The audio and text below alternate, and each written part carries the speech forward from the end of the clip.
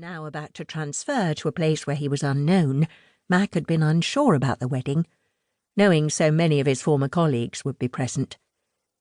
He'd been so relieved to find himself seated at a table with friends of the bride and groom who were not associated with the force. Grateful, and at the same time oddly put out, as he realised that Alec or Naomi, or probably both, had known how awkward it would be for him. They had recognised what Mac saw as his weakness. A waiter offered him another drink, and he selected a fruit juice from the glasses on the tray.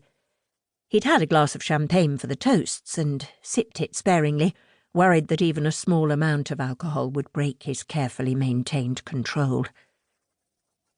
He could not countenance that. Not now.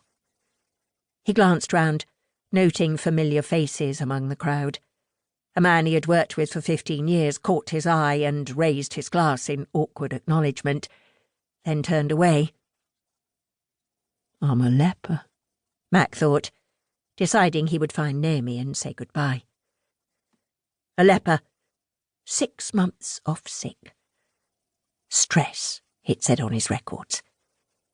His superintendent had been at pains to say that no one blamed him, and that everyone understood. A case like that, no leads, no closure. It could get to anyone. And Mac knew the truth of that. He watched hungrily as guests laughed and joked and teased, and as the 2 smallest bridesmaids, dressed like lilac fairies, floated by. Twins, he noted. Small, blonde twins, with their long hair streaming out behind them as they ran. He did not need to close his eyes to see that small, pale face, eyes staring upwards at the darkening sky, as though she still saw the moon rising and the stars prick through the black.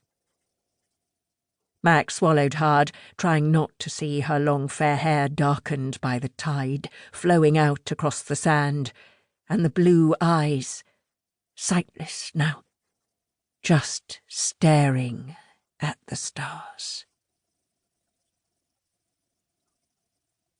1. February had arrived on the wings of a vengeful wind that whipped off the ocean and flung a chill flurry of salt-tanged rain into the face of any soul willful enough to venture out. Rita Martin, with 63 winters behind her, was not about to be driven inside by this one. She marched sturdily along the promenade, the little wicker trolley with its uneven wheels ticking along behind her, and the crepe soles of her embroidered leather boots squeaking slightly on the smooth slabs of fancy stonework the council had laid in the autumn to define the new pedestrian area. Rina had no truck with bad weather. In her opinion, it should be dealt with the same way as anything that misbehaved, and that didn't respond to either a stern telling off or a quick slap on the legs. It should be stoically ignored. Anyway, this morning she was a woman on a mission, and a little bit of weather certainly wasn't going to slow her down.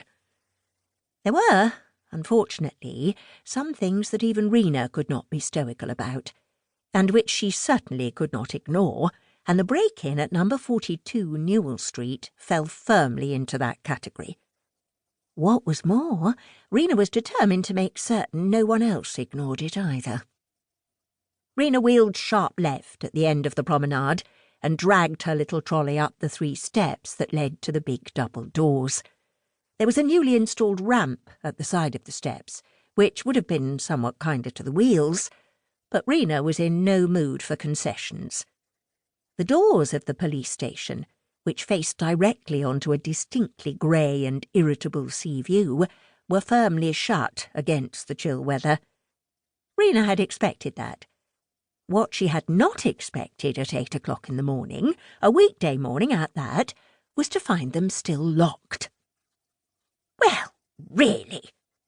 Rina hammered on the wooden door, bringing a response a few minutes later as the bolt was drawn back, and a very young and slightly blemished face, topped with a shock of bright red hair, poked out. "Oh!" The head was rapidly withdrawn.